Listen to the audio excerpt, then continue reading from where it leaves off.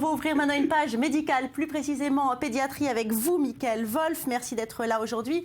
Alors on le sait, quand on est parent, on n'aime pas voir nos enfants souffrir, on n'aime pas les voir avoir mal. Mais il y a certaines douleurs qui inquiètent plus, notamment les migraines, les maux de tête. Est-ce que les enfants peuvent être migraineux? Les enfants peuvent être effectivement migraineux et c'est pas si rare que ça. Il faut compter à peu près 2% d'enfants de moins de 5 ans qui ont des migraines et allant jusqu'à parfois 5% chez les adolescents au-delà de 10 ans et surtout chez les filles et plus on se rapproche de la puberté. Alors, plus fréquent encore que les migraines, il y a les maux de tête en général qui sont d'origine infectieuse, d'origine psychosomatique ou parfois beaucoup plus rares, des problèmes de pression intracrânienne avec malheureusement des problèmes de tumeurs intracrâniennes qui sont exceptionnels mais malheureusement fatales. Mais les migraines, ça commence à quel âge chez l'enfant? Alors, les migraines peuvent commencer vers 4, 5, 6 ans.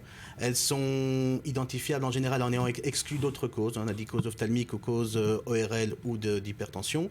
Et on fait le diagnostic à base principalement de l'anamnèse, donc l'interrogatoire des enfants et de leurs parents en fonction de l'âge des enfants. Et donc, on recherche à savoir si cette migraine est plutôt localisée au niveau frontal, au niveau temporal, si elle est pulsatile, si elle ne l'est pas, s'il y a des nausées, s'il y a du mal de transport, s'il y a des problèmes, des douleurs qui sont exacerbées par la lumière, la photophobie ou le son, la phonophobie, si l'enfant a le mal des transports, tout ça, ce sont des signes qui peuvent aller en faveur de la migraine et surtout aussi quelque chose de très spécifique, ce sont les fameuses auras, quand l'enfant voit bien des taches qui peuvent apparaître une demi-heure avant la migraine ou même en début du migraine et parfois même des hallucinations auditives, des sifflements ou des bourdonnements. Comment vous faites la différence entre une migraine et un mal de tête? Et bien justement, par cette anamnèse-là, et comme je vous l'ai dit, en ayant exclu les autres formes de type de maux de tête. Mais les enfants, quand ils sont petits, ça doit être très difficile à établir le diagnostic.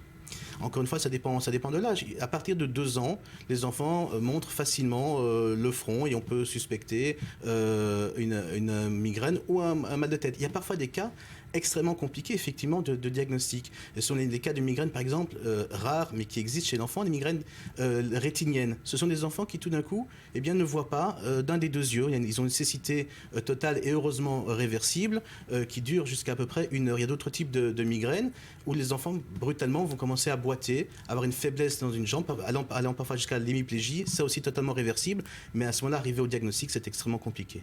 Bienvenue dans le monde des parents. Et le traitement, qu'est-ce que c'est? Alors d'abord le traitement, voilà, on parlait du monde des parents, la première chose c'est, comme je dis d'habitude, de rassurer les parents. Une migraine, ben, ça fait mal, mais c'est totalement bénin. Ensuite, il faut exclure les facteurs favorisant ces migraines, le stress, le froid, et aussi certains aliments comme le fromage, le chocolat, la charcuterie et les boissons light. L'hypnose, il paraît que ça marche. Alors, l'hypnose, il y a une étude intéressante qui montre si on utilise l'hypnose ou la relaxation chez les enfants qui prennent un traitement de base à base de paracétamol ou d'ibuprofène, eh bien, on a démontré que ça peut réduire de 50% la durée des crises, l'intensité des crises et surtout la fréquence des crises. Donc, hypnose et relaxation, ça peut aider pour le traitement de la migraine. Merci, Mickaël.